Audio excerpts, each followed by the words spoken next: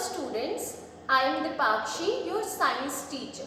So today in this class we are going to learn about something that is evil but is very necessary for our life. Can you guess?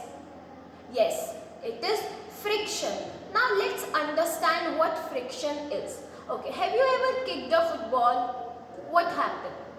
It started moving, right? And after some time, it stopped. Do you stop that or it stopped by itself? Yes, it stopped by itself. But how? Because we know that there can never be something which change its motion by itself. There have to be something, there have to be some external force to make that stop. So what is that force? That is nothing but the friction, or we call it frictional force. Now what is this friction? Let's go deeper. So friction is a force that opposes the motion, or to be more specific, we should say that it opposes the relative motion. Now what is relative? Relative means related to something.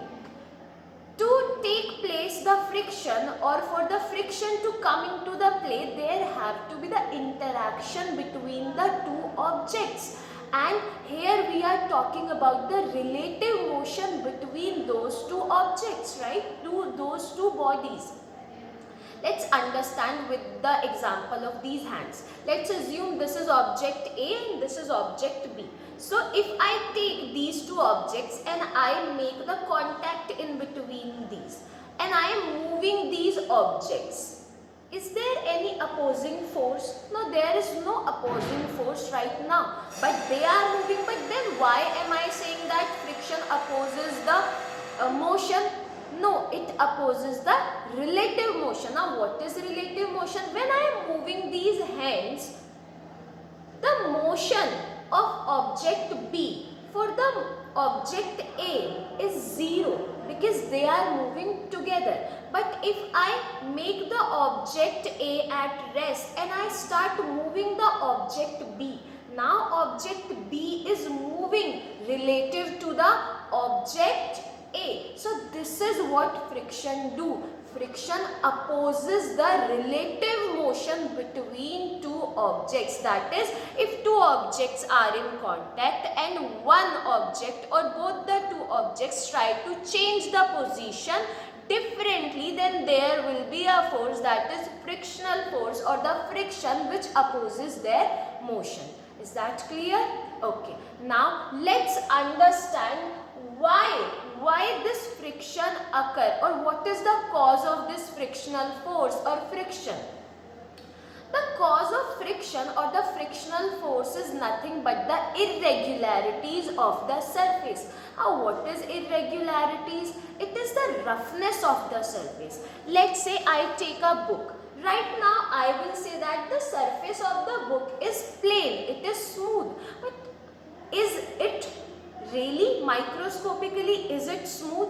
No, nothing is completely smooth or absolutely smooth on the level of on very small level or microscopically. They have some irregularities on the surface. All the particles are not at the same level. It means we can say that all the surfaces have such structures, hills and valleys like structure. So when two objects having hills and valleys come together, so what happens? Hills and valleys of one surface fix itself with the hills and valleys or the irregularities of the other surface, which make them interlock, and it is very obvious that to move the things which are interlocked together, it will be more difficult. So that is a cause of your friction. So it means you can say that more the roughness, more the irregularities, more will be the friction. Is that clear? Now let's understand what are the factors which affect the friction. So first one, you already know the nature of the surface. Here what is the meaning of nature of the surface? Means how rough or how smooth is the surface. More smoother the surface will be, lesser will be the friction. More roughness is there, more friction friction will be there, and then there is a pressing force. What is pressing force? Means with what force they are interlocked together. You just think yourself. Two objects are interlocked together by the weight. If this is the situation, one is kept on the other one.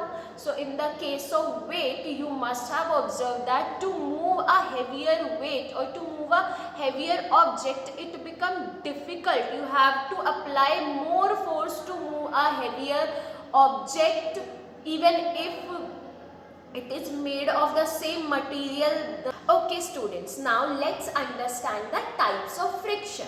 So there are major three types of friction.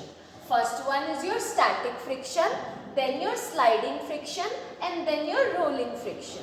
Now let's come to static friction. What is static friction? Before that, what is static? It's related to stationary. Yes, static means something is at rest, something is not moving. So static friction is basically a friction which opposes the motion of the object when it is at rest. It means, let's say this is your object and I keep it here. This object and the book, they are in contact. It means that the irregularities or the hills and the valleys of the object are interconnected with the hills and valleys of this object. It means there must be some friction. But right now, is there any friction? No, there is no, because the object is not being pushed or pulled. So friction only come into the play when the object try to move, or you when apply the external force on the object. Right now there is no external force, so there is net zero force will be there, because to make the net zero force, friction have to be zero, otherwise it will not be net zero force, right? So right now, let's say I start pushing it. I am pushing it, it is not moving. Why it is not moving? Because the amount of force I am applying on the object is being opposed by a type of opposing force or a friction, that is called your static friction. Right now I am applying 1 Newton force, friction is opposing 1 Newton force, friction is applying the 1 Newton force in the opposite direction. Now I am applying the 2 Newton force, still it is not moving. So it means friction is also opposing the force with the 2 Newton of magnitude. Now I am applying it with the 3 Newton force, and now it start moving. But still there is a friction, and right now when you are sliding this object over this object and the friction is there, that type of friction is called your sliding friction. Now third one is your rolling friction. Now what is rolling friction? This was at rest, this was sliding. Now what is rolling? This is rolling. So in this situation, the friction which come into the play, that is called your rolling friction. Now just tell me one thing. Let's say there is a heavy object. You are trying to push it, you are trying to move it, you are applying the force, it is not moving. You increase the force, again you are trying to push it, it's not moving at all. Now you have applied a lot of force or sufficient force, now it has started moving. When the object start moving, you must have feel that it become less tiring, right? It become less tiring. Why it become less tiring? Because maybe opposing force has decreased. So from here we can assume or we can deduce that static friction is more than the sliding friction. It means when you try to push something, you have to initially exert more force, and when it starts sliding over the other surface, you have not to necessarily apply that much of force. Why? Because right now the opposing force has reduced. So it means your static friction is more than the sliding friction. Now rolling friction, let's understand. If I have a luggage that is kept in a bag and I want to carry that bag and I am sliding that bag on the floor. but there is another bag in which wheels are there, and I have kept my luggage in the bag and I am again moving that bag. Which one is easier? Which one is less tiring? Yes, the bag which is having the wheel is less tiring. It means on the wheels, or the bag which is having the wheels is applying lesser opposing force. So it means you can say that rolling friction is less than the sliding friction. So if I ask you which type of friction is having the greater magnitude or the greatest magnitude, you will say static friction, which is having the least magnitude, which is rolling friction. It means static friction is stronger than sliding friction, and sliding friction is stronger than your rolling friction. That is written here and is very important to understand for the exam point of view. Now, there is another type of friction also, that is called your fluid friction. Now, what are fluids? Anything that can flow is the fluid. Can solids fluid? Can solids be fluid? No, they cannot be, because solids don't flow generally. There are some liquid metals which we are not talking about. So in general, what are the things that flow? Air can flow and the liquids can flow. So air and liquid also exert friction on the moving object, and that type of friction also have another name, that is called your drag. Is that clear? So the friction exerted by the liquid or the air is called liquid, or the gas is called your drag.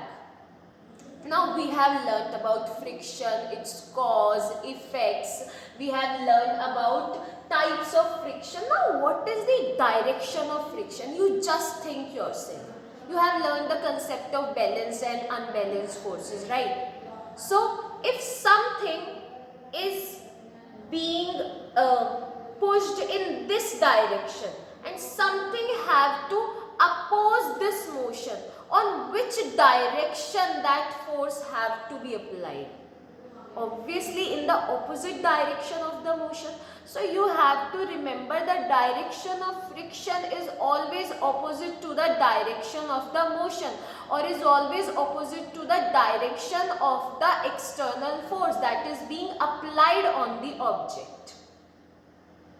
Is that clear? Now let's understand something more about the fluid friction or the drag. That are, what are the things which affect the drag? First of all is the things. Now let's understand what are the factors which affect the drag, or we should say fluid friction. Now let's say there is something that is moving in the water. Water is a fluid, so it means it will exert the opposing force, or to opposing force it will oppose the motion. So if the speed of the object that is moving into the water is more drag will be offered by the water. It means more the speed, more will be the friction, or more will be the drag. Now next one is the size of the object. If the object is larger, it means more surface area is in contact with the fluid, or more larger surface area will experience the drag. It means if the object is larger, surface area is larger, and the drag experienced by the object will also be larger. Now the third one is the shape of the object. See, you must have observed that the plane are having this kind of shape at front. Bullet trains are also having this kind of shape at the front. Why? Because this kind of shape prevent the opposing motion or opposing force which is offered by the fluid or the gases or the liquid. So this type of shape is basically called streamlined shape, or such objects are called streamlined object. So more the streamlining, lesser will be the drag, or lesser will be the friction. Now fourth one is the nature of the fluid. How nature of the fluid can be explained is that if I take honey and I take water and I ask you to tell me which one is thicker. So which one is thicker? Honey is thicker. So the fluids which are thicker in nature offer more drag. It means the fluids which are more viscous, more thicker, they offer more drag, they oppose the motion better. So these are the four factors which affect the drag, that is speed of the object, more the speed, more will be the drag, size of the object, more the size, more will be the drag, shape of the object, more is the streamlined shape, lesser will be the drag, nature of the fluid, more the thickness, more will be the drag. Now let's understand how we can reduce the friction. We have learned a lot about the friction, but there are some things, some activities in which this friction create the problem, right? It is evil. Though it is necessary, but it is evil. It affects some activities, so there have to be some ways by which we can reduce the friction. So first one is lubrication. What is lubrication? Lubrication basically means putting the oil or some smoothing substance onto the surface so that both the surface can easily move. Relative position of the object can easily change. Now the second one is streamlining. Like in the example of aeroplane and the bullet train, which have to move fast. So we cannot reduce the speed, right? Because the purpose of aeroplane or the aircraft or the bullet train is to make you reach the destination in very less amount of time, in very less fraction of seconds also. So we cannot reduce the speed, because speed also is also a factor which increase the friction. We cannot decrease the speed, but we can make the shape of the body such that the drag itself decrease. So if the object is made streamlined, the friction will itself reduce. Now third one is using wheels. We know that wheels roll over the surface and the rolling friction is lesser, it is least, it is lesser than sliding friction, it is lesser than static friction. So we have to have the friction.